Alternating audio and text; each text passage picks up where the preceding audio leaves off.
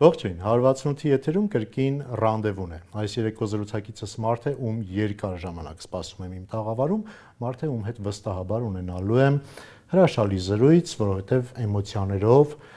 պատմություններով ու անցյալով լեցուն անձնավորությունը հյուրս այս երեկո Երգի պետական թատրոնի տնօրեն, հեռուստահաղորդավարուհի Մանե Գրիգորյանն է, բարի երեկո Մանե։ Բարի երեկո Ասատուր, ուշացած, բայց եկա հասա։ Շատ ուրախ եմ դրա համար։ Ես նույնպես։ Անկեղծ սպասել եմ, անկեղծ մեր հեռուստադիտողը գիտի, որ մի քանի անգամ զանգարել ենք քեզ, բայց կարևորը այսօր դու մեզ մոտ ես, վստահ եմ, ինչպես նշեցի իմ բացման խոսքում, հետաքրքիր զրույց ենք ունենալու։ Հուսով ենք։ Գալով ամենասկզբից, դու մեծացել ես մի ընտանիքում, որ իր էությամբ արդեն երաժշտություն էր, հա։ Մեծացել ես թատրոնում, թատրոնից զատ այդ մութ ու ցուրտ տարիները, երբ մենք բոլորս հիշում ենք նեգատիվով, այնուամենայնիվ ձեր տունը լցված էր պոզիտիվով, որովհետև նույնիսկ ձեր նկուղում ստեղծվում էր Երգի պետական թատրոնը ու այն աստղաբույլն էր ձևավորվում, որը մինչ օրս շարունակում է իր արժանվույն տեղն ունենալ, հա, մեր երկարվեստում։ Այդ ամենի կողքին ինչը քեզ տարավ լեզվաբանական ինստիտուտ, դրանից հետո էլ միջազգային հարաբերություններ։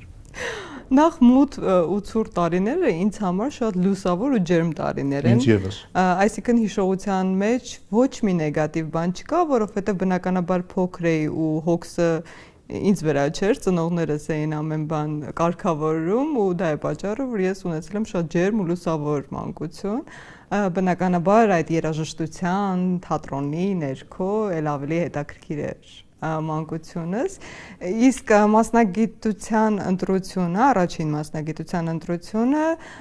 իրականում ըմբոստություն էր, հորս հետ կոնֆլիկտ էր, որովհետև ես ուզում էի դառնալ ռեժիսոր, ընդունվել թատերական ինստիտուտ, նա ասաց չէ, ընտրիր ուրիշ մասնագիտություն, ընտրեցի միջազգային հարաբերություններ, սկսեցի պարապել պատմություն, լեզու, անգլերեն ու ռուսերեն, կարծեմ 4 քննություններ այդ տարին, եւ քանի որ 15 տարեկան էի, ընդամենը 5 տարեկանում էի ընդունվել դպրոց, իդեպ դպրոցում էլ առաջին դասարանում ինձ հեռացրել էին, որովհետեւ փոքր էի ու այդ ժամանակ չէր թույլատրվում, բայց քանի որ եղբայրս 7 էր ու ծնողներիս ավելի հարմար էր միասին տանել երեխաներին, մի կերպ առաջին օրը հանեցին դպրոցից, հետո ընդունեցին։ Ու ես փոքր էի, 15 տարեկան էի, այն ժամանակ 10 տարի էինք սովորում դպրոցում։ Պապային ասացի հոգնել եմ, ես պատմությունից շատ էր էլի նյութը, ասացի կլինի 1 տարի ավել պարապեմ, մյուս տարի ընդունվեմ, ասաց քեզ 2 օր ժամանակ այսօրվա գիտելիքով որ կարող ես ընդունվել։ Ես շատ լավ գիտեի անգլերեն, 114 դպրոցում էի սովորում ու ասացի լավ, լեզվաբանական գնամ քննությունների պատճառով, այսինքն չեմ մտածել 15 տարեկանում չեմ մտածել ինչ մասնագիտություն կարող եմ ունենալ կամ եթե ընդունվեմ հետագայում ինչով եմ զբաղվելու։ Եվ 2 օրում որոշեցի, որ կարող եմ միայն լեզու եւ անգլերեն հանձնել։ Պատմությունից խուսափում էի, որովհետև արդեն շատ էի հոգնել այդ անգիր անելուց, թվերից եւ անուններից, թեև հիմա էլ անցյալում էլ միշտ պաշտել եմ այդ առարկան ու ընդունվեցի անվճար։ Լավագույն միավորներով ընդունվեցի ու արդեն 4 տարի ստիպված պետք է սովորեի, բայց հետո արդեն մագիստրատուրան, երբ արդեն խելքս գլխիս էր ու հասկանում էի ինչ եմ ուզում, գնացի հանրային կառավարում, միջազգային հարաբերությունների ֆակուլտետ ու շարունակեցի ուսումս այնտեղ, այդ մասնագիտությունը ինձ իսկապես շատ հետաքրքիր էր։ Բարի, ընտրեցիր այդ ուղին, հետո արդեն այդ քո ուզած ցանկալի մասնագիտությունը, ո՞րն էր խնդիրը, որ երաժշտությամբ չէիր գնում, ոնց մտածում եք դու պիտի գնայիր երաժշտությամբ, հա։ Գիտեմ, որ Գրիգորիչը ոնց որ քեզ համոզում էր, որ դու չես կարող երգել։ Հա, ես լիովին վստահում եմ նրա ասածին, ես չեմ կարող երգել, ես չեմ երգում։ Բայց ես շատ լավ գիտեմ երաժշտություն, ես շատ երկար ուսումնասիրել եմ երաժշտություն ու ինձ շատ հետաքրքիր է մշտապես այդ աշխարհը իմ ամենասիրելի աշխարհներից է, բայց պապան պերֆեկցիոնիստ էր ու իր դուստրը այս բaragայում եթե ընտրել երաժշտություն, պետք է լիներ լավագույնը եւ նա տեսնում էր, որ ես չեմ կարող լինել լավագույնը, թեև ես կարծում եմ, եթե մի քիչ ժամանակ հատկացներ ինձ ու պարապեր, գուցե եւ ստացվեր։ Այդ ժամանակ ցավեցնող չէր։ Չի հակառակվում, ասել չէ ես կարող եմ։ Պետք է հակառակվեի, Հրաչ Քիշյան ինձ առաջարկեց հեռուստատեսություն ու ես սիրահարվեցի հեռուստատեսությանը, այսինքն երաժշտությունից շատ արագ փոխվեց դեպի հեռուստատեսություն ու այդ աշխարհում ես գտա ու շարունակեցի, այստեղ նույնպես շարունակեցի Արթուր Գրիգորյանի գործը, այսինքն նաև հեռուստատեսությունում էր եւ երաժշտություն եւ թատրոն ու այնպես ստացվեց, որ ընտրեցի իր ճյուղերից մեկը։ Մանե, ովքեր շփվել են կամ գոնե առնչություն ունեցել են կամ հետևել են, կհավաստեն, որ յուրաքանչյուր ոք պիտի իր երախտիկը հայտնի, որովհետև եթե չլիներ Գրիգորի Չիվաստակը, չլիներ թատրոնը, չէր լինի այն ամենը ինչ կա, բայց դրան զուգահեռ ինքը սուր, չոր կարար նաև ասեր այն ամենը, ինչ մտածում է անորակության մասին։ Այսօր կարծում եմ առավել քան երբևէ մենք կարիքն ունենք այդ սթափեցնող կոչի, որովհետև եթերում, ել չեմ ասում առօրյայում, թե ինչ ենք մենք լսում։ Այն ժամանակ տանը գոնե մտերմիկ զրույցներում կամ չգիտեմ կենցաղում ինչ դեպքեր են եղել ինձ պորտկուն բարկացած պահեր Գրիգորի Չիվաստակի կպատմես։ Ինձ վրա, թե դաշտի վրա։ Ես միշտ ասում եմ ու կարծում եմ հանդիսատեսը նույնպես դա նկատել է, որ երբեք չի վախեցել որևէ մեկի անունը հնչեցնել եթերում, ուղիղ եթերներում, տարբեր հարցազրույցներում չի մտածել, որ եթե ասեմ իմ սանն է կնեղանա կամ շատ սիրում եմ այս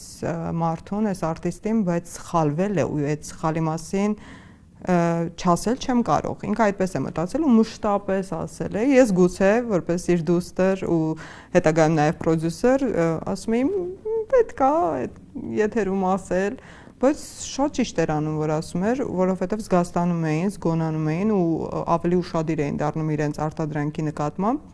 լիներ դա երգ, տեսահոլովակ, սերիալ, թե հաղորդում։ Ու այսօր ասատու շատ են ինձ զանգում ամեն հանդիպելիս, թե սաները, թե անգամ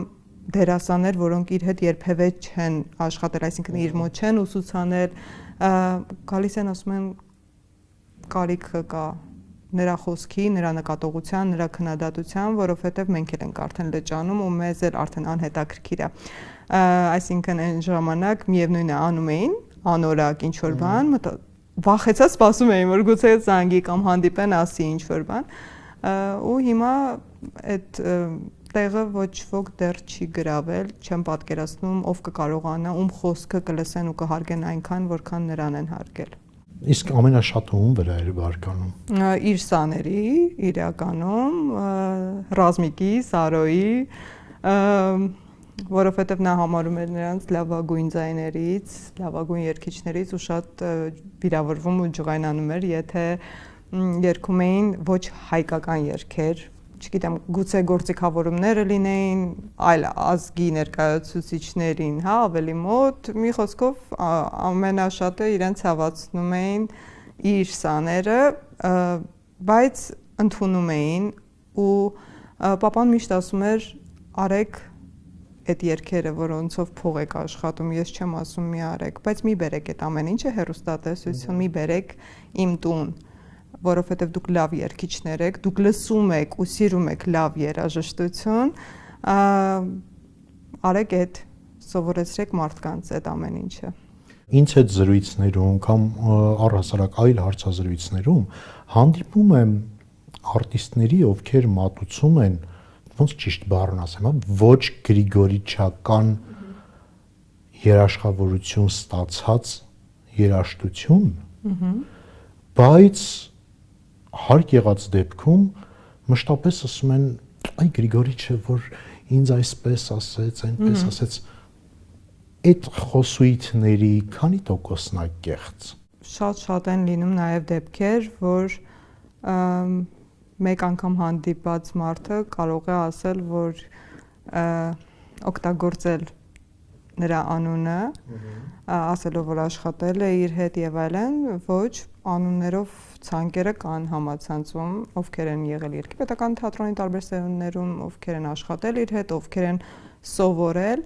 ու գիտեք, Երգի պետական թատրոնին կից Արթուր Գրիգորյանի Երգի ակադեմիայում, որը գործում է 2000 թվականից, պատկերացրեք 26 տարի, արդեն 26 տարի, առաջին անգամ բարձրաձայն ասեցի, 26 տարվա ընթացքում որքան երեխաներ, երիտասարդներ են սովորել ու սովորում են 2-3 տարի, հետո դուրս են գալիս եւ մենք չենք կարող հսկել այդ քանակը, ով ինչ է շարունակում երգել, այսինքն իրենց ընտրությունն է, բնականաբար մեզ համար անչափ կարեւոր է ճիշտ հիմքը որպես վոկալիստ, որ ոճաբաներն են աշխատում, վոկալի, նաև սոլֆեջոյի դասեր ունենք եւ այլն, այսինքն մենք հիմքն ենք տալիս, որով հետագայում իրենք կարող են դառնալ լավ երգիչներ, բայց իրենք են հետագայում որոշում, որ ժանրն են ընտրում։ Ու գուցե ընտրեն այն ժանրը, որը մենք չենք սիրում, ես եւ դու, բայց սիրում են հազարավոր միլիոնավոր մարդիկ։ Ամեն դեպքում ընտրեն կայանան եւ այդտեղ ասեն ես սովորել եմ այստեղ կամ դու էլ քո խոսքում նշեցիր որ կան մարդիկ ուղակի մի հանդիպումից հետո այսօր տենց բարձրագոչ խոսույթներ են տանում, հա չնայած դու մշտապես նշում ես դու չունես այն համարձակությունը ինչ պապան ես անուններ չեմ տալիս բայց երբևէ չի եղել որ լսես չգիտեմ թեկուզ զանգես ասես լավ ջան դու ախր մերը չես եղել ես ինչ ես պապայիս անունը տալով ճանապարհ հարթում խոսքը Երգի պետական թատրոնի արտիստների մասին է եւ ոչ միայն մարդիկ ովքեր երգում են եղել են հունահռոմեա ադրբեջանա-թուրքական երգեր ու դրանից հետո ասում են այ Գրիգորիչի հետ անցկացրած տարիները չեմ հասկանում ում նկատի ունես գուցե դու հստակ գիտես ու լսել ես եթե դու Գրիգորիչի աղջիկն ես ու այդ համարձակությունը չունես ես առավել եւս չեմ տա այդ անունը չէ ես եթե լսեմ ես ասում եմ նրանց ես եթերում չեմ ասում ես ասում եմ նրանց ես ասում եմ իմ շատ լավ ընկերներին որոնց շատ սիրում եմ բայց գուցե երգացանքի հետ այդքան էլ համաձայն չեմ ես ասում եմ որ օրինակ չեմ կարող ես երգ լսել կամ չեմ կարող համերգին գալ որովհետև այդ երգերը չեմ սիրում եւ այլն եւ քանի որ որպես մարդ ինձ համար առաջնայինը միևնույն է մարդն է շարունակում ենք ընկերություն անել բայց անհամաձայնություն ունենք երաժշտության հետ ինչն է հետաքրքիր որ այդ մարդկանց մեծ մասը ավելի քան 90% որոնք երգում են հա երբեմն ոչ այնքան հայկական հայերեն երգեր ինձ տեսնելիս գուցե պապայից հետո փորձում են ինչ որ ձև ինչ որ կերպ արդարանալ կամ առաջարկում են համերգ անել այն հին լավ երգերով ես հասկանում եմ ու ես մշտապես պատրաստ եմ Երգի պետական թատրոնում կազմակերպել նման լավ երեկոներ լավ երաժշտության որովհետև միևնույնն է պապայի օրոք թե պապայից հետո մեզ մոտ չի կարող հնչել անորակ երաժշտություն կամ ոչ հայկական երաժշտություն հետևաբար ես միշտ պատրաստ եմ բոլորին որոնք բոլոր այն մարդկանց ովքեր սովորել են կամ աշխատել են Երգի պետական թատրոնում հյուրընկալել իրենց տանը երբ կար ժամանակին այդ ցենզուրա կոչվածը, հա, թե ինչը կարող է լինել եթերում, ինչը ոչ, ինձ համար դա շատ լավ էր։ Երանելի ժամանակներ էին եւ գեղխորհուրդների օրոք եւ դրանից հետո ներքին պայմանավորվածությունը։ Այսօր այդ ամենը չկա, չի վերահսկվում դաշտը, ով ինչ ուզում է անում, չի կարող, որովհետեւ համացանցով տարածել այդ ամենը, բայց այդ ամենի մեջ նաև կան խոսույթներ, որ չգիտեմ, ինչ արտիստների ճանապարհներ էին փակվում, ինչ իմ հետ հենց զրույցներում եղել են, որ հա, որ Երգի պետական թատրոնը եկավ փակելու մեր առջև կամ ես դու տան անդամ ես, ինչ էր կատարվում։ Հարցազրույցները ասում լավ, ինչ այդտեղ են ես կարծում եմ օգտագործում Հանուն արդարության ես պիտի նշեմ, որ ինձ հետ զրույցում հանրային ռադիոյի երկարամյա հաղորդավար Տիգրան Հարությունյան պատմում էր, որ հենց այդ նույն տարիներին հանրային ռադիոյով արգելվում էր Գրիգորիչի երգերն ու թատրոնի։ Հանրային ռադիոյում Այո։ Չեմ կարծում։ Նշվում էր, որ ամերիկյան ոճի երաժշտությունն է դա, ու չի կարող դա, եթե Չէ, կարծում եմ դա ավելի վաղ կարող է լինել 80-ականների Այո, սկիզբ։ այո, այդ Այդ ժամանակ Երկրպետական թատրոնը դեռ չկար։ Գրիգորիչի ստեղծագործությունները։ Գուցե եղել է այդ շրջանը, Բայց որովհետև իր դա նշում էր, որ հեղափոխական Գրիգորիչը չէր այդ ճանապարհ փակողը։ Կար գեղխորհուրդ, որը ուներ հստակ չափանիշներ, ռադիոյում բնականաբար դա երաժշտությունն էր միայն, իսկ հեռուստատեսությունում նաև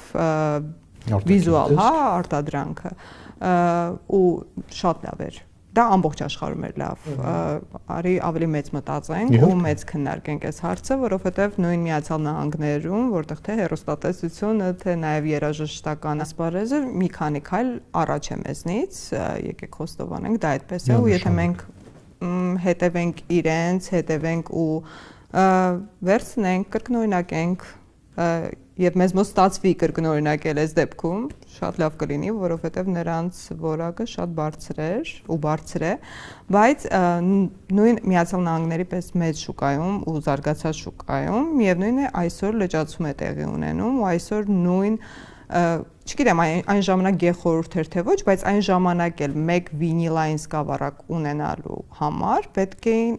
մի քանի լեվելներ, հա, փուլեր անցնել, որպեսզի կարողանա, այսինքն երաժշտությունը այնքան իդեալական պետք է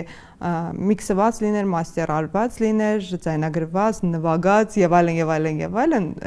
մեզ դիտողներին չծանրաբեռնենք, հա, այդ տերմիներով, բայց այնքան շատ փուլեր էին անցնում, այնքան շատ գեղարվեստական տարբեր խորհուրդներ էին լսում ու թույլ տալիս կամ արգելում, որ այն արտադրանքը, որ հասնում էր խանութ ու մենք ձեռք էինք բերում հրաշալի էր։ Ու անգամ այսօր նման արտադրանք շատ քիչ ենք հանդիպում նույն Միացյալ Նահանգների շուկայում, որովհետև շատ ավելի հասանելի է դարձել, հա, թե համացանցի միջոցով, թե այդ գեղխորհուրդները չկան։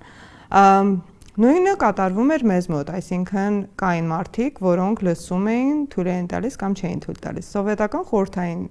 Հայաստանում բնականաբար կային շատ խորհրդային սովետական երգեր ու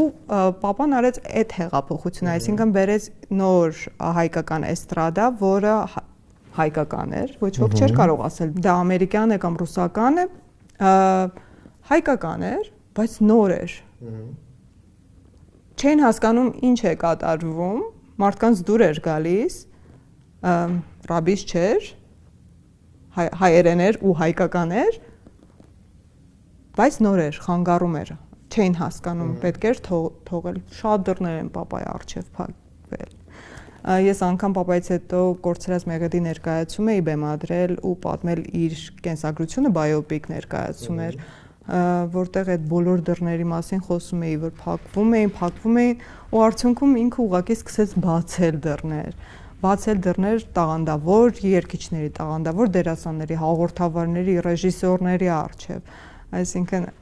մարդ չչարացավ, կարող էր չարանալ, բայց չչարացավ, հակառակը ասեց իմ օրինակով ես դռներ կբացեմ։ Լավ, բա ինչի են գալիս ու ասում, որ Գրիգորիչներ փակում մեր առջև։ Կարող ես անուն տալ։ Բազմաթիվ են։ Հենց իմ հետ զրույցներում նույն Լիլիթ Կարապետյան, Արմինեն, Արձագանք ստուդիայի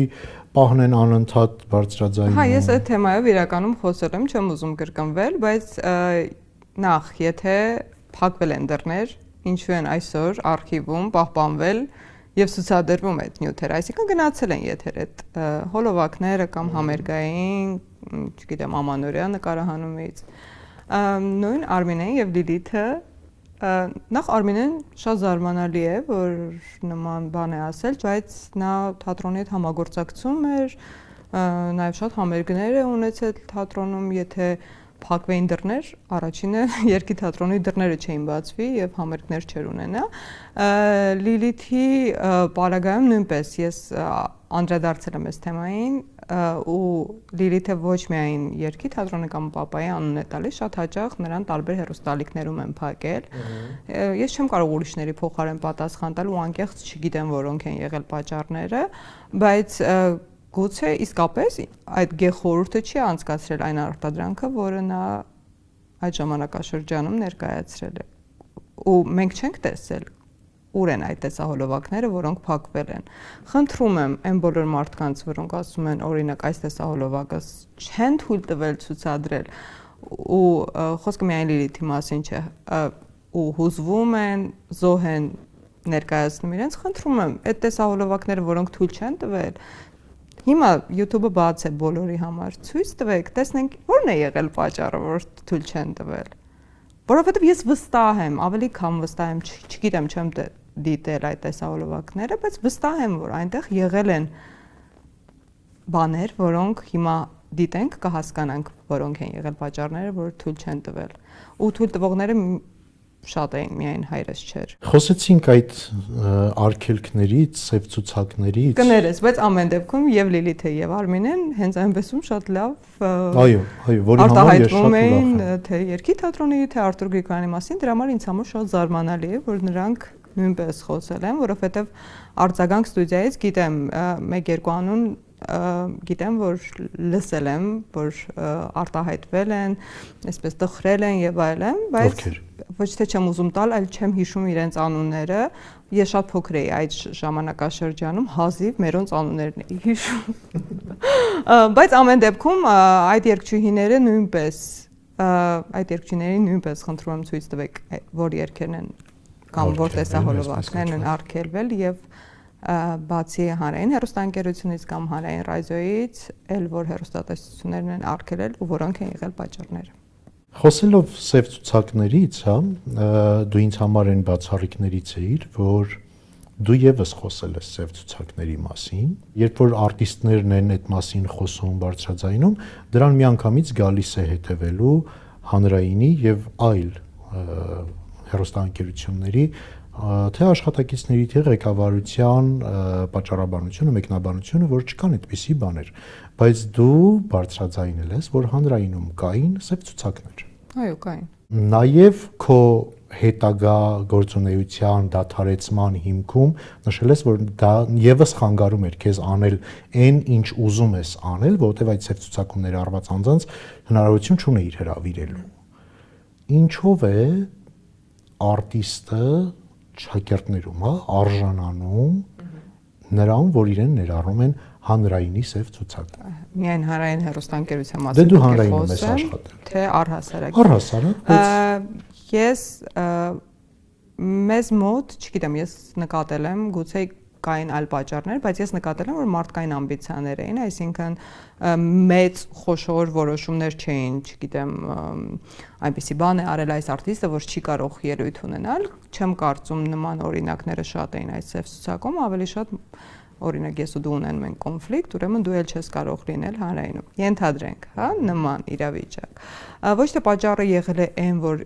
օրինակ իմ մտերիմներից շատ-շատերը չէին կարողանում գալ հանրային, այլ ինձ հետաքրքիր չէր, ես էի որպես հաղորդավար լճանում, որովհետև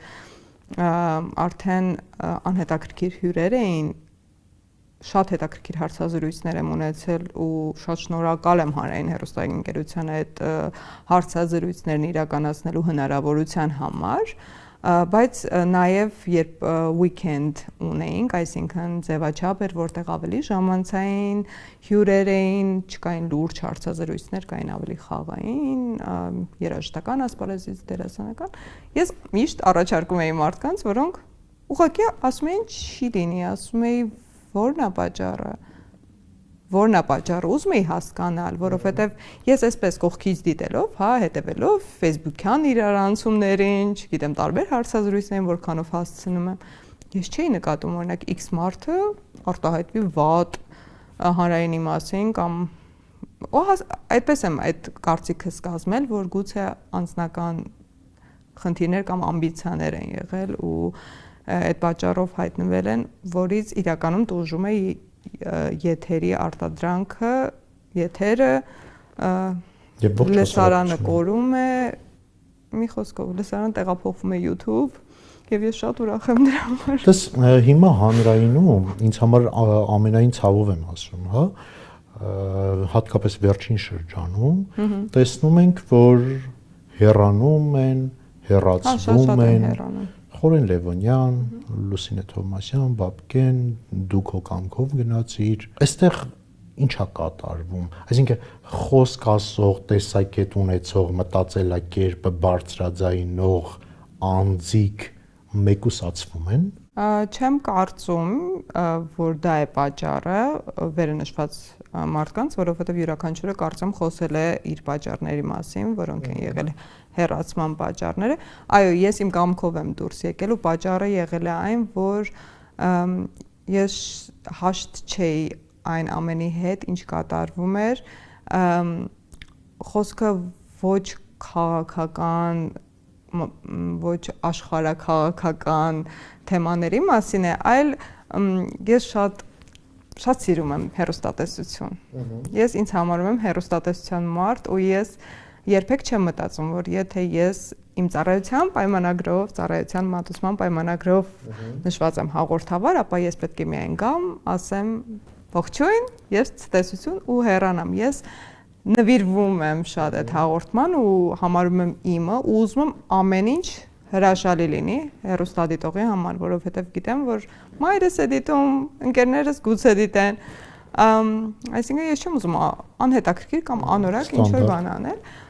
Ու ես անընդհատ մտածում էի, լավ, հետաքրքիր գաղափարներ էի առաջարկում, միշտ այսպես անհետաքրքիր անցնում էին իմ առաջարկները։ Ասում էի, լավ, այսինքն ես նկատում էի մի բան, որը իմ դուրը չէր գալիս, որ շատ չեն իմ նման մտածող մարդիկ, որ ուզում են հաղորդումը կամ հաղորդումները լավ լինեն, կան շատ լավ պրոֆեսիոնալ մարդիկ։ Այսօր էլ աշխատում են հանրային հեռուստաընկերությունում, իրենց շատ սիրում եմ ու գնահատում եմ իրենց ցանկացած աշխատանք, կլինի օպերատոր, մակրուհի, ռեժիսոր, ձայնային, լուսային, ռեժիսորներ եւ օպերատորներ, բայց ստեղծագործական մարդիկ պակասում էին այդ ժամանակ, գուցե հիմա վերադառնում են կրկին, չգիտեմ, հիմա չեմ դիրապետում ինչ է կատարվում, բայց գիտեմ, որ ինչ որ փոփոխություններ նշмарվում են, գիտեմ ինչու, որովհետև լսել եմ մի քանի անուն, որ ու հույսս դա է, որ այդ մարդիկ եթե գնան ու զբաղվեն այդ ամեն ինչով, գուցե վերածնվի հեռուստատեսությունը, որովհետև իմ սիրտը իսկապես ցավում է ասած, որ երբ տեսնում եմ ինչ որ անորակ բան հանրային հեռուստաընկերությունում կամ ոչ հանրայինին համապատասխան, հա, չգիտեմ, կլինեն հյուրեր կամ թեմաներ կամ հաղորդումներ, սիրտս ցավում է, ես ուզում եմ, որ ամեն ինչ շատ իսկապես առաջին լինի, այսինքն առաջին հաղորդում, առաջին շատ ուզում եմ վավերագրական ֆիլմերը վերադառնան, որոնք շատ սիրում էի, հատուկ ռեպորտաժներ վերադառնան, որոնք տարբեր թեմաների մասին, իսկապես շատ հետաքրքիր, այսօր Netflix-ն է նման վավերագրական ֆիլմեր նկարահանում, այն ինչ նկարահանել են իմ ընկերները 15-20 տարի առաջ Տիգրան Դանիելյանը, Արտակ Ալեքսանյանը եւ այլն, այսինքն այդ մարդկանց աշխատանքը նրանք այնպիսի նշաձող են սահմանել, որ հիմա գոնե հասնենք կրկին այդ նշաձողին, այսպես ասեմ։ Դա է իմ ցանկությունը ու իմ մաղթանքը հանրային հեռուստաընկերությանը։ Հանրայինին թողնում ենք Նորքի բարձրունքում ու գալիս կրկին Մանեի շուրջ։ Դու երբեք չես տակցրել, որ դու papayi աղջիկն ես։ Այո, շատ։ Ամեն մի բջիջով, բայց յուրաքանչյուրի մոտ գալիս է մի շրջան, հատկապես հայտնիների զավակները, երբ ինչ որ ներքին պորտկում է լինում, հա, ասում է ես այսքան անում եմ, բայց ինձ միևնույն է ասոցացնում են իր հետ։ Քո մոտ չի եղել երբեք։ Միշտ հաշտես, այդ Գրիգորիչի աղջիկ չէ, որպես մանե ճանաչելու խնդիր։ Երբեք չեմ ունեցել։ Ու մտածել եմ իրականում այս թեմայի շուրջ, որովհետև այս հարցը հաճախ են տվել, մտածել եմ, բայց ինչի պետք է ունենայի։ Այսինքն ինձ համար շատ օտար խորտ բան ես ասում, որովհետև ես միայն այսպես հպարտություն ու ինձ համար իսկապես մեծ պատիվ է, եթե իմ արածը նախագիծ լինի, ներկայացում լինի կամ ալբոմ լինի, ինչ որ կերպ համեմատեն իր արածի հետ, ու ասեն, վայ Գրիգորիչի նման ես մտածում կամ Գրիգորիչի շունչը զգացվում է կամ Գրիգորիչի գործը շարունակում ես պատվով, այսինքն այդ ամեն ինչը ինձ միայն պատիվ է բերում։ Ու ես այսպես հպարտանում եմ ու անհամբեր սպասում եմ, երբ մի օր կհանդիպենք ու ճակատս կպաչի, կասի ապրես, եթե դա այդպես է, եթե ես կարողանում եմ դա պատվով շարունակել, դա ինձ համար միայն պատիվ է ու ես գնալով էլ ավելի եմ այսպես գիտակցում ով է հայրս մեծության առումով, թե որպես կոմպոզիտոր, թե որպես ռեժիսոր ու ամեն ինչ կանեմ, որ մեր հայությունը նույնպես տեսնի այն Արթուր Գրիգորյանի մեծությունը, որը տեսնում եմ ես, գուցե դեռ միայն իմ համակարգիչներում է շատ բան թաքնված, որովհետև նա շատ չէր սիրում խոսել, պատմել իր մասին։ Դրոշակ չէր դարձնում, հա։ Իր արտիստներին էր միայն ներկայացնում, բայց իր գրածը, իր ստեղծածը այսպես երկրորդ պլան էր, բայց դրա համար կամ ես, ու ես գտնում եմ, որ ես հենց դա է իմ առաքելությունը, ես դրա համար եմ ծնվել, որ կարողանամ այդ ամեն ինչը հասանելի դարձնեմ հայ ժողովրդին։ Ու փառք Աստծո, որ կաս, ու փառք Աստծո, որ այսօր թատրոն մտնելիս անգամ այդ շունչը պահպանված է։ Շնորհակալություն քեզ դրա համար։ Շնորհակալ եմ։ Մանե, որն է կհիշես այն ամենացավոտ, ցավեցնող, բայց ամենաճիշտ խորհուրդը քեզ համար պապայից։ Պապան իդեպ շատ խիստ էր նաև ինձ հետ, շատ խիստ էր։ Ես շատ փոքր տարիքից խաղացել եմ ներկայացումներում, այսինքն երկրորդ սերնդի հետ։ Երկրորդ սերունդ, չէ, առաջին սերնդի հետ եմ ես արդեն սկսել խաղալ, այն ժամանակ Չարաչճի չարերի օգնականներն էինք, Արամոյի, Գրիշի եւ այլն, բայց ավելի լավ հիշում եմ արդեն երկրորդ սերնդի հետ, երբ բեմ էի բարձրանում։ Իհարկե դերերս եղել են հեքիաթիկ, օկտավա, փոքրիկ ինչ-որ երեխայի դերեր, բայց միևնույն է փորձերին հիշում եմ, այն ժամանակ փոխարինողներ չկային, մենք խաղում էինք օրը 4 ներկայացում, ես 40 աստիճան ջերմությամբ։ Դրա համար իմ այսօր դերասաններից ես ասում եմ, դուք շատ շուտ եք հոգնում։ Այսօրվա սերունդը շատ շուտ է հոգնում 2-3 ժամ եւ վերջ։ Նրանք էլ չեն կարողանում շարունակել։ Մենք այսպես մեծերով այն սերունդով, որ աշխատել ենք Արթուր Գրիգորյանի հետ, այսպես նայում ենք, ասում ենք մենք դեռ 15 ժամ պետք է փորձեինք ու չէինք հոգնում, չէինք էլ մտածում, որ կարող ենք հոգնել։ Ու այդ փորձերի ժամանակ, եթե պետք է նկատողություն աներ, առաջինը ինձ նույնը ես եմ հիմա կայայից պահանջում, եթե ինչ-որ ներկայացում է, որտեղ կայան նույնպես խաղում է, առաջինը կայային ու հետո հասկանում եմ Աստված, նույնն եմ անում, ինչ-որ պապան է արել։ Ու տա Աստված, որ այդ դասերը խաղի կայան նույնպես, ինչը խաղել եմ ես, այսինքն շատ նեղացել եմ, շատ վիրավորվել եմ, լացել եմ թաքուն մամայի մոտ եւ այլն, բայց միևնույնն է դարձել եմ այն, ինչ կամ։ Չի եղել մեկ նկատողություն, որը ասել եմ հետո ասել եմ, չէ, բայց սխալ էիր ասում, չի եղել։ Ամեն ինչ ինքը ճիշտ է ասել, ուղղակի այդ պահին գուցե վիրավորվել եմ, բայց հետո հասկացել եմ, որ չէ, ճիշտ էր ասում։ Նա հետևում էր իմ բոլոր հեռուստաեթերներին, ուղիղ եթերներին։ Գուցե ինչ էր արթնանում, հետո էր քեչապանում, բայց դիտում էր։ Վայ, այն օրը, որ ես ինչ որ բան այն արած չլինեի։ Ասում եմ, լավ պոպ կլինի, գոնե մի օր չնայես։ Բայց այդ պատասխանատվությամբ ես շարունակեցի նաև պապայից հետո եթերում աշխատել, որ մտածում էի, որ ինքը միևնույն է դիտում է ու ես պետք է երբեք չսայթակեմ։ Չանեմ այն ինչին դեմ էր ինքը։ Կայայից խոսեցիր, ովքեր շփվել են, տեսել են կամ գոնե ծանոթ են, գիտեն այդ դիեզերական կապի մասին, հա։ Պապայի ու կայան աղջիկս է, ասենք։ Նրանք շատ լուրջ զրուցում էին իրար հետ։ Շատ մեծի նման էր խոսում։ Երգում էին, հասկանում էին իրար, ընկերություն էին անում։ Ու գիտեմ, որ նաև վերջին օրերին կայան չի հանդիպել պապիկին, չէիք ուզում որ տեսներ հիվանդանոցում։ Հա, վերջին 20 օրը երևի չի հանդիպել։ Ինչպիսին էր այդ ժամանակ երեխայի հոգեվիճակը։ Շատ պաշտպանողական էր, նա հասկանում էր, որ շատ լուրջ է ամեն ինչ, ինչ որ բան կատարվում է շատ դեպի վատ գնացող, բայց շատ պաշտպանողական է։ Զգում էր, որ երբ գիշերը վերադառնում եմ տուն հիվանդանոցից, պետք է ինձ ուրախացներ։ Բայց շատ ծանր տարավ։ Ես չէի պատկերացնում, որ այդ տարիքի երեխան կարող է այդքան ծանր տանել։ Բոլորս։ Ես չեմ սիրում այդ օրերը հիշել, շատ ծանր օրեր են, շատ ծանր օրեր էին, բայց ավելի լավ է խոսենք այն լուսավոր ու դիեզերական կապի մասին, որը ունեին։ Այսօր արդեն երբ զրուցում ես, հա, Կայայի հետ, ինչ հիշողություններ ունի։ Կայան ավարտեց պորտկումներ, կարոտ, խեղտով։ Կայան շատ է կարոտում։ Ու մենք միշտ խոսում ենք։ Միշտ խոսում ենք պապայից, ձեդայից։ Ես եղբորս դստեր հետ եմ շատ խոսում ձեդայից, ով այդքան շատ ժամանակ չի ունեցել ձեդայի հետ, որքան Գայան, ու միշտ դնում եմ երաժշտությունը, Գայան բոլոր երգերը անգիր գիտի։ Եթե ինչ-որ նոր բան եմ, գտնում իմ արխիվներում, անպայման առաջինը իրեն եմ ուզում ցույց տամ, շատ պատմում եմ տարբեր իրավիճակներ Գայային ձեդայի մասին, որոնք գուցե նա բաց է թողել, չի տեսել ու իրեն միշտ շատ հետաքրքիր է։ Ու նա շատ սիրում է երաժշտությունը, ինչը ինձ համար շատ կարևոր է, որովհետև բազմիցս եմ ասել, ես շատ մեծ երկրպագու եմ այդ երաժշտության։ Ես պարզապես պապաս է դրա համար եմ անում, չէ, այդպես չեմ մտածում, ես իսկապես պաշտում եմ իր գրած երաժշտությունը ու փոխանցվել է այսպես նաև դստերս, ինչի համար շատ ուրախ եմ ու կարծում եմ այնինչ ես անում եմ, նաև կշարունակի անել Գայան։ Գիտեմ, որ տխրեցնում եմ, բայց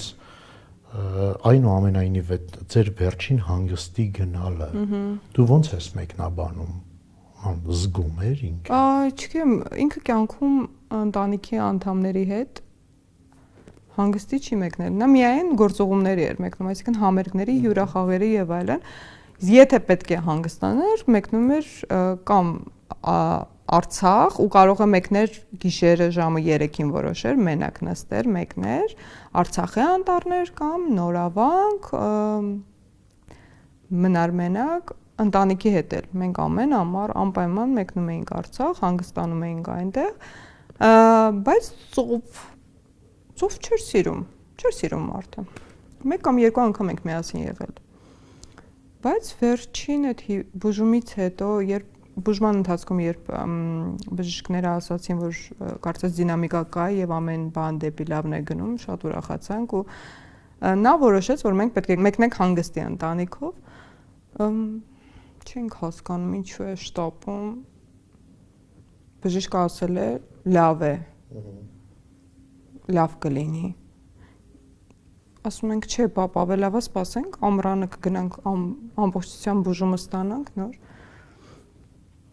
Ասաց ոչ, շատ վատ վիճակում էր ինքը առողջական, այսինքն ինքը շատ ուժեղ ցավեր ուներ ու ամեն ինչ անում էր, որ մենք դա չզգայինք։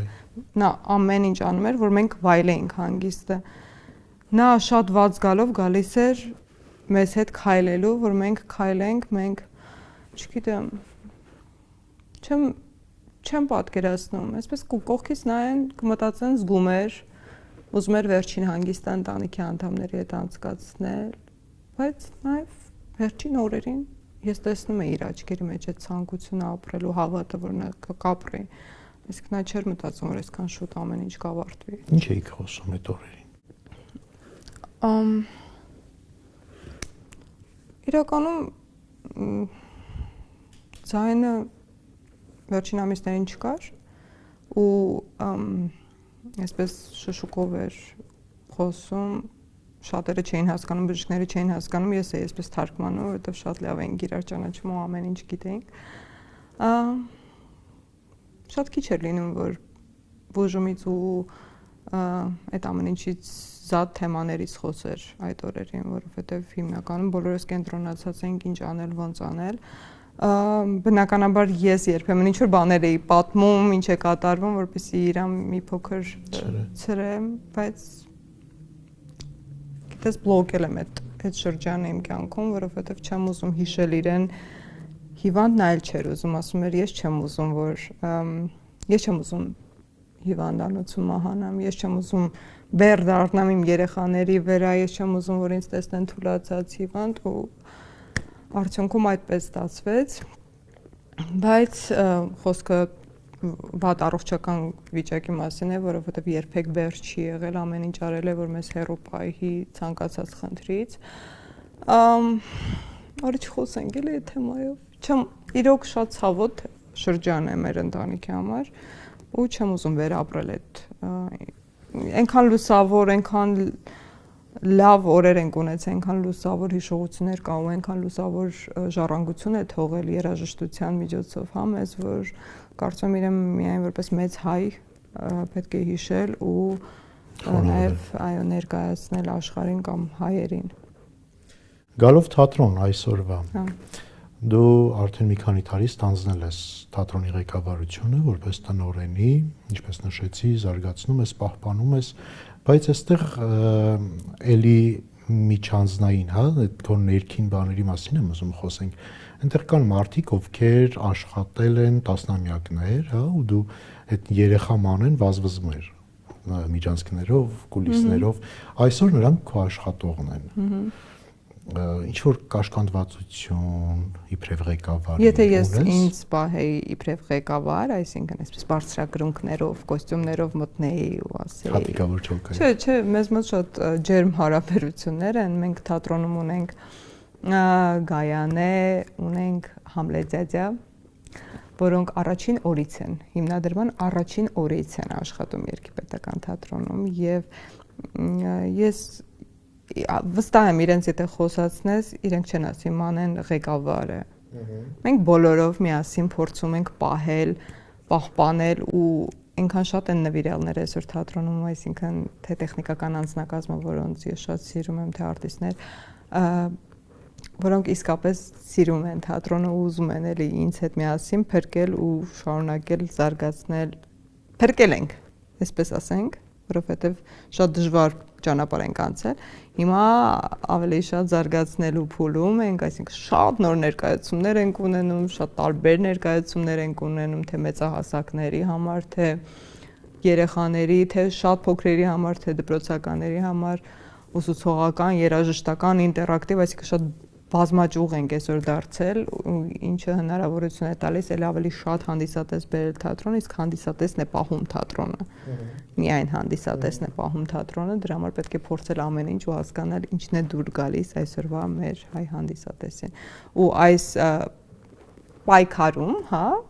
փրկության պայքարում իմ կողքին կան նվիրյալներ, որոնց ես անչափ սիրում եմ ու անչափ շնորհակալ եմ ու իրանք վստահաբար չեն մտածում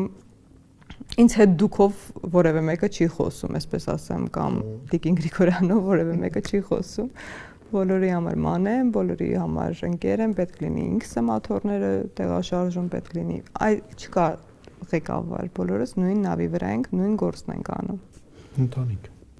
Ուղղակի իմ կյանքում բյուրոկրատիան է ավելի շատ, քան նրանց։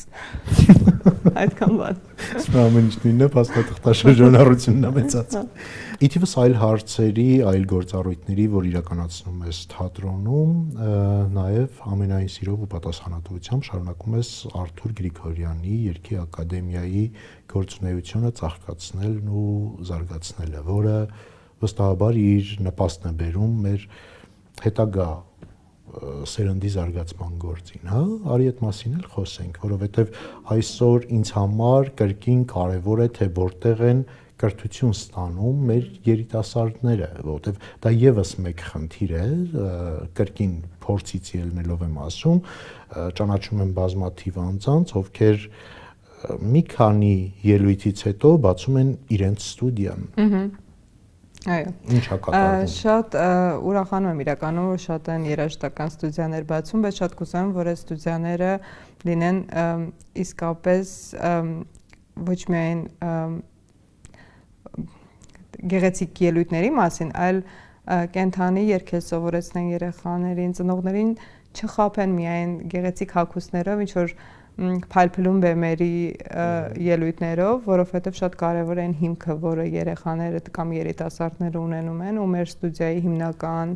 կրթական ուղղվածությունը հենց դա է։ Մենք միայն վոկալ չենք անցնում, մենք շատ առարկաներ ունենք ու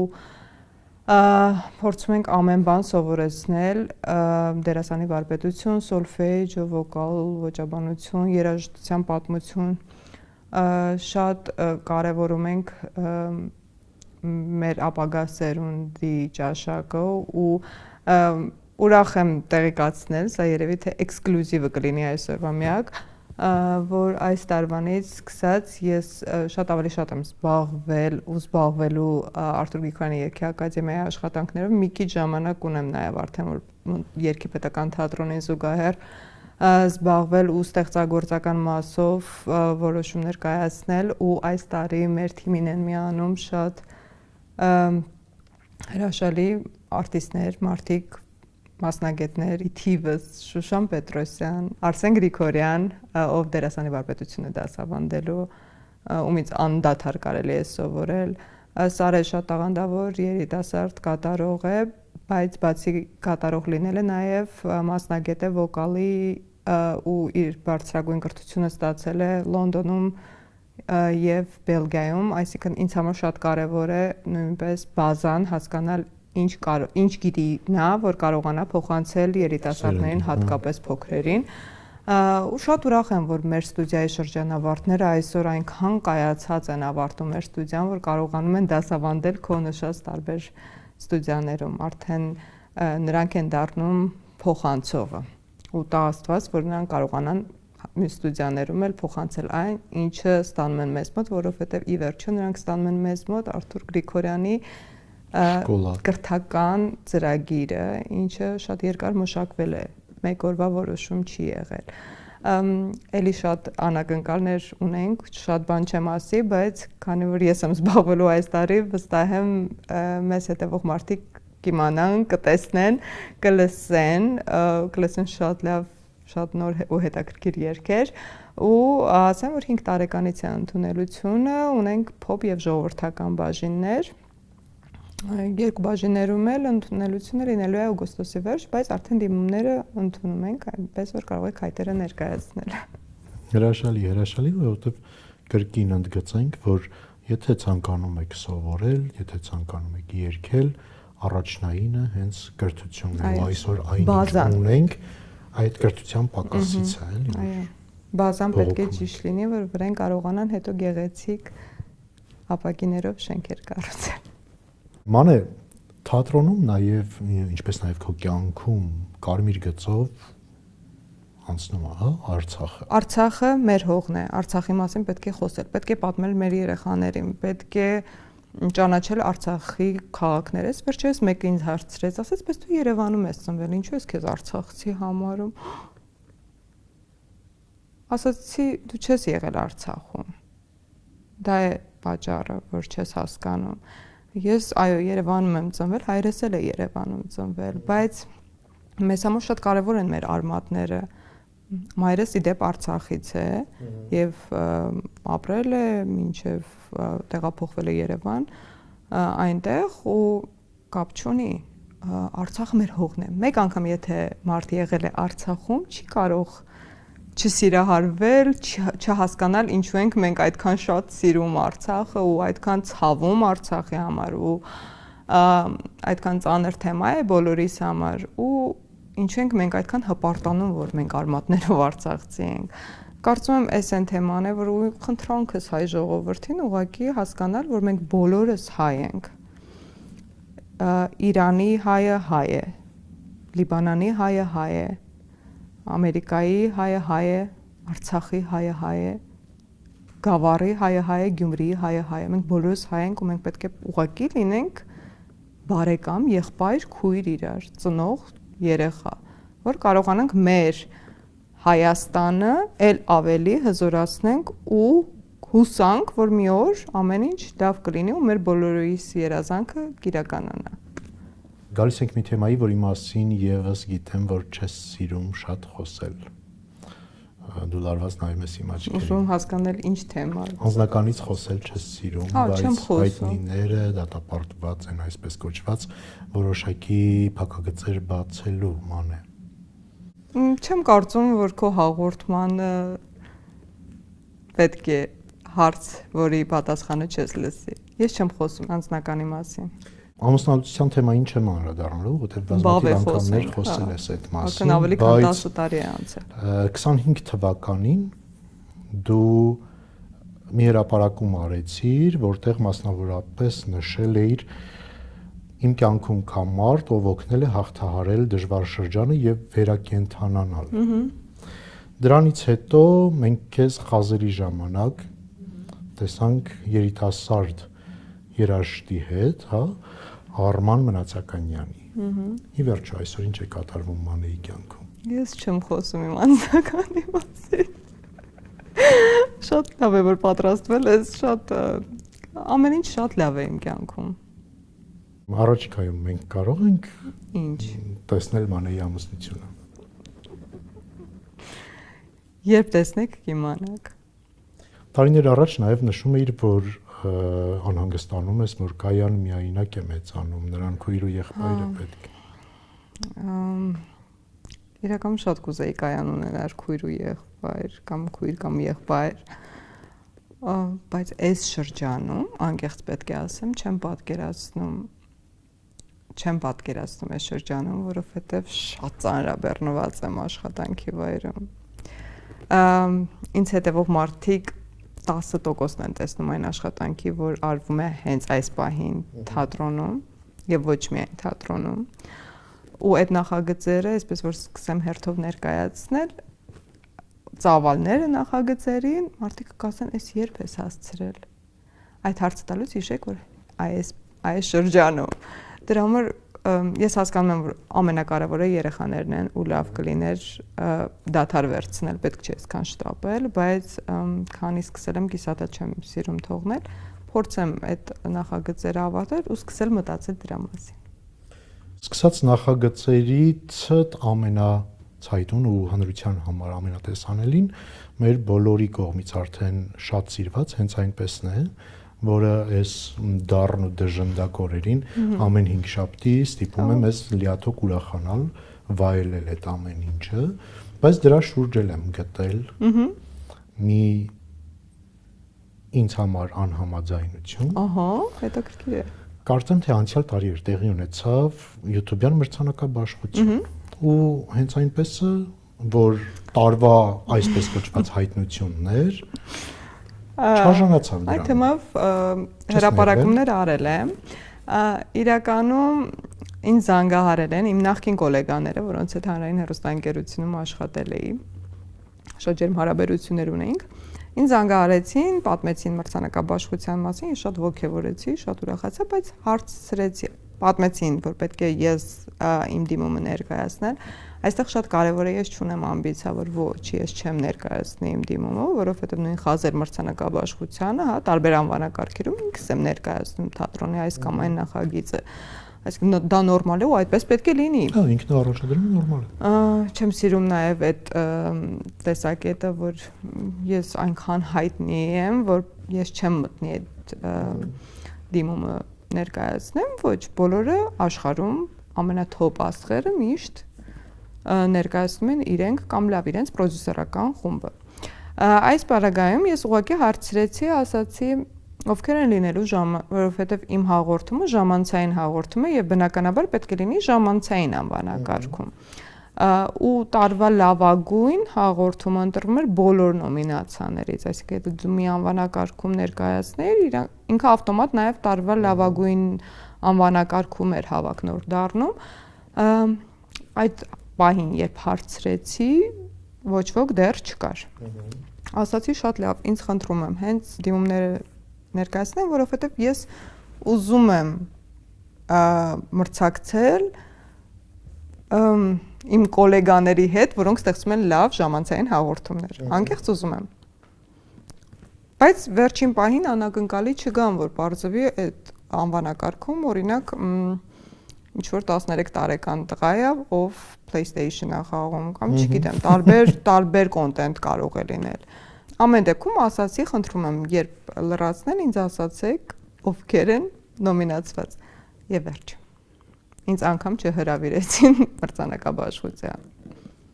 Դու որպես որակյալ կոնտենտ ստեղծող մարդ, հա, այդ ամենից հետո ո՞նց ես նայում, հա, այդ ընկճվածություն չկա։ Ոչ թե ընկճվածություն, դու քո գործը բնականաբար անում ես,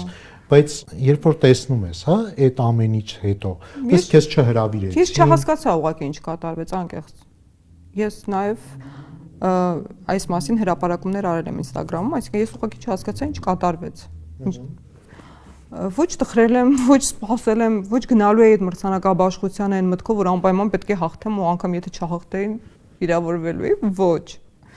Ես շատ adekvat մարդ եմ, շատ գետնին կպած ու ամեն ինչ հասկանում եմ, բայց այդ չհասկացա։ Այսինքն իմ նախկին գոլեգաները այնպես չէ որ անծանոթ էինք ու ասացին դե լավ էլ ինչ ասենք։ Չէ, ես շատ ուրախ եմ, որ հենց այնպես է շատ սիրվել է ու թվերը արդեն հաղթանակ են ինձ համար։ Շատ շուտով 100,000-ի կհասնենք, 100,000 subscriber հետևորդ, իսկ դիտումները 100 միլիոնի ենք մոտենում։ Իրականում հենց 100 միլիոն դիտում ունենանք, մեծ անակնկալ եմ պատրաստել։ Հեռուստադիտողներին։ IOTV ալիքի դիտողներին։ Ես առաջիններից եմ։ Շատ նայեք ամեն օր միացեք նայեք օրորորդում։ Մանե հասանք ռանդևուի բլիցին։ Ինչից ես վախենում։ Բացի այն կարկանդակուտող աղջկա կատվից։ Կատվից վախենում եմ շատ, բայց իրոք վախենում եմ կատուներից։ Այս բլիցը մենակ պետք է ասեմ կատու, հա? Բլիցը, թե կարող եմ մի հատ պատմություն պատմել։ Կարող ես պատմություն պատմել։ Չէ՞ որ մի անգամ մեքենայից կողքը կատուներ էին, ու ես այս տարիքում տնորեն մարդ չէի մոտենում մեքենայից, սպասում էի երբ կանցնեն ու տղաներ էին անցնում, ասում եմ խնդրում եմ այդ կատուներին կարակես ու կողքից ինձ նայում ասում եմ աղջիկս շատ հաճախ այսպես ինձ նայում ինչ ես վախենում ունեմ տրավմա կապված կատուների հետ դա է պատճառը որ բայց դուք միշտ չունեք ունեցել մենք շունել ենք ունեցել կատուել ենք փոքր ժամանակ ու ես երբեք չեմ վախեցել կատուներից բայց հետո արդեն ուսանող ժամանակ տրավմա եմ ունեցել կատուներից որ չի անցնում աղջկա հարձակում այո դա տեսնել էր պետք ամենամեծ ափսոսանքդ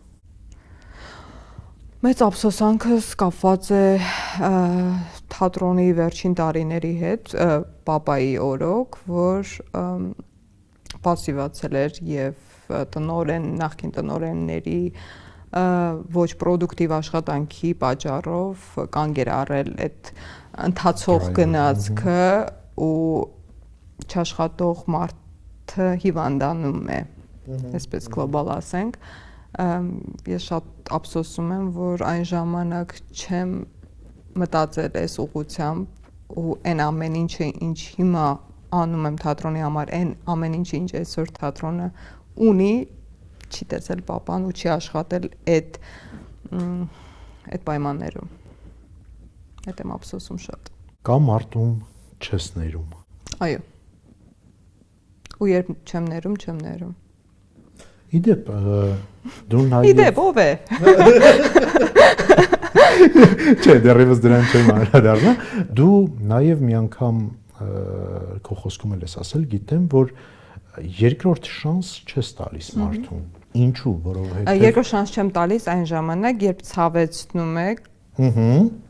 Եւ կարմիր գիծ է։ Իսկ սկզբանե այդպեսին էս եղել, թե տարիների ընթացքում շատ ցավեցրել են, այդ ցավերը կուտակվել են ու եկել ես այդ կետին, որ այդ չի երկրորդ անգամ։ 15 տարում կարող եմ ասել, այդպես եմ իմ որոշումները կայացնում, այսինքն, գիտես, այդ շանսերը տալիս եմ ընթացքում, որովհետեւ դեռ այդ կարմիր գիզը չի անցել։ Լինում է, որ վիրավորում ես, բայց դեռ տեղ կա։ Չի մոտեցել, շանս տալիս եմ, բայց կա, հասնում են կարմիր գծին վերջ։ Ու կարող եմ առանց խոսք ուղղակի անհետանալ այդ մարդու կյանքից կամ անհետացնել այդ մարդուն իմ կյանքից։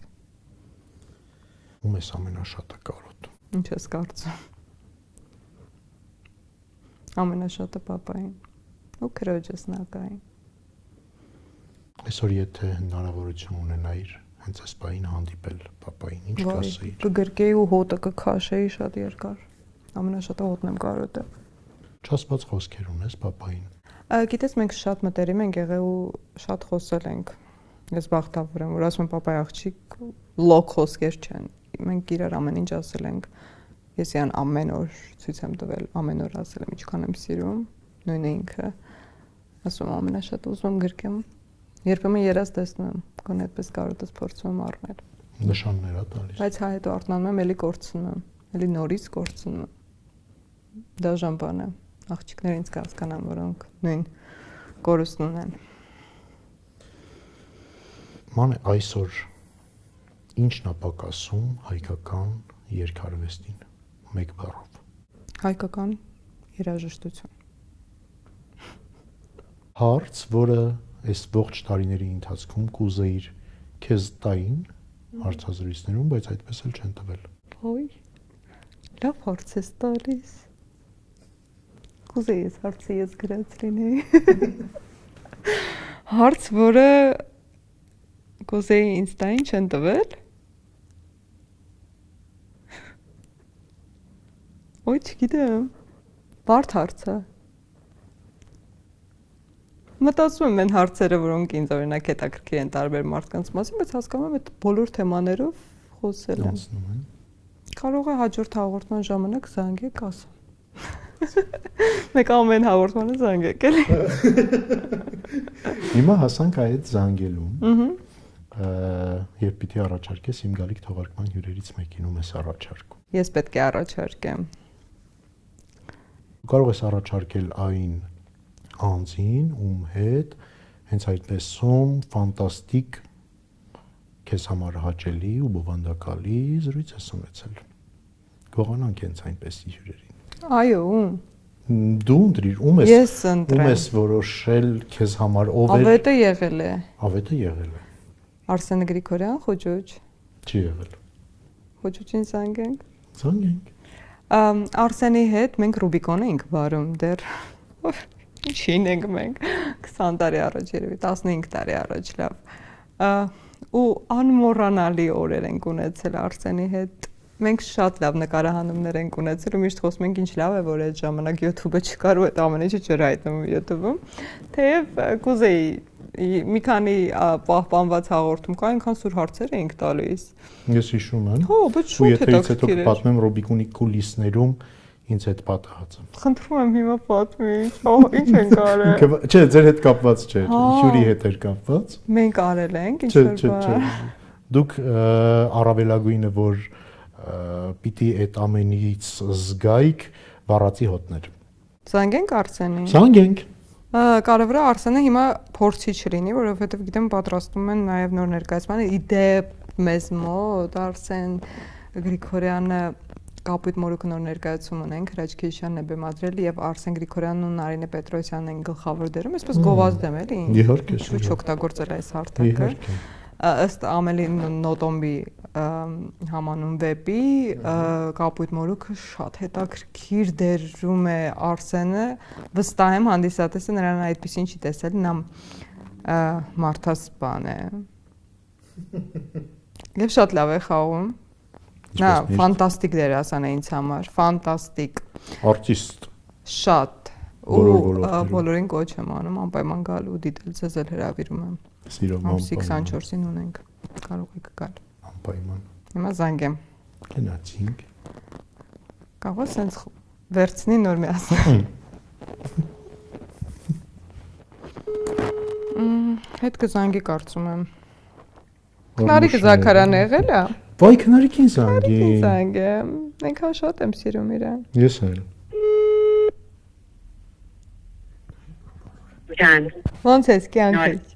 Լավ եմ, դու ոնց ես։ Հիմա կոմենտներում կգրեն կյանքսներով իրար հետ մի խոսացեք։ Մենք եթերում ենք։ Այո։ Ասատորի մոտ եմ, ռանդևու։ Հեծանիվի վրա եմ, ինչ կարող եմ անել։ Հեծանիվի վրա։ Հա, եկել եմ սպինինգի։ Շատ անհարմար է։ 2 վայրկյան։ Չէ, ասում եմ։ Ռանդևու հաղորդմանը հյուր եմ Ասատորի մոտ։ Ահա։ Եվ այստեղ նա հարց է տալիս, ում կառաջարկեք հաջորդ հաղորդման համար հյուր։ Գուշակիր, ում եմ առաջարկել։ Մեկ դու որ ինձ ես առաջարկել ինձ համար դա պատիվ է, սիրում եմ քեզ մանես։ Բայց պետք է նաև հիմա համաձայնվես։ Քանի որ դու ես զանգում եմ, ես ոնց կարող եմ չհամաձայնվեմ։ Հա, ես ուզում եմ քո բոլոր լուսավոր կողմերը բացահայտի Ասատուրը։ Շատ լավ պայմանավորվեց։ Կարող եմ համարդ փոխանցել։ Այո, Շատ լավ, շնորհակալություն, դե շարունակի։ Շնորհակալություն, ողջույններ ես։ Ողջույններ են քեզ փոխանցում։ Ես Ասատուրը եւ հրաշալի անձնակազմում։ Okay։ Okay, դե բարի ժամանակ։ Շնորհակալ եմ։ Առայժմ ձեզ ես գրկեցի։ Ես Ես շատ սիրում եմ Քնարիկին ու շատ ուզում դու իրան կարողանաս բացահայտել, որովհետև ինքը ամենաբարի մարդկանցից է այս աշխարհում։ Ամենաբարի, շնորհակալ, սեր ու ջերմություն տարածող ու երբեք նեգատիվ ոչինչ չես զգա նրանից։ Հրաշալի մարդ, հրաշալի ընտանիքի զավակ, նաև Տիկին Կարինեին ճանաչելու պատիվն ունեմ։ Հա, Տիկին Կարինեից էլ կխոսեք։ Շնորհակալ եմ քեզ, անկեղծ ջերմ, տեղ-տեղ էմոցիոնալ զրույցի համար։ Ես փորձում եմ իմ ցավի մասին շատ չխոսել, թող ինձ ճիշտ հասկանան դիտողները, որովհետև ինձ համար շատ կարևոր է, որ մարդիկ ուրախ լինեն, լավ լինի ամեն ինչ, հիշեն անգամ այն մարդկանց հետ, որոնց կորցրել են, միայն լուսավոր ու բարի ջերմ օրերը ու չամաչեն ուրախանալ։ Հայ ժողովուրդը մի քիչ բարդույթավորված է ու վերջին տարիներից հետո հատկապես շատ դժվար ենք կարողանում վերակենդանանալ ու ոտքի կանգնել, պետք է հասկանալ, որ ամոթ չէ ուրախանալ, ամոթ չէ ժպտալ, ծիծաղել ու բոլորին մաղթում եմ շատ երջանիկ օրեր։ Քեզ էլ շնորհակալ եմ։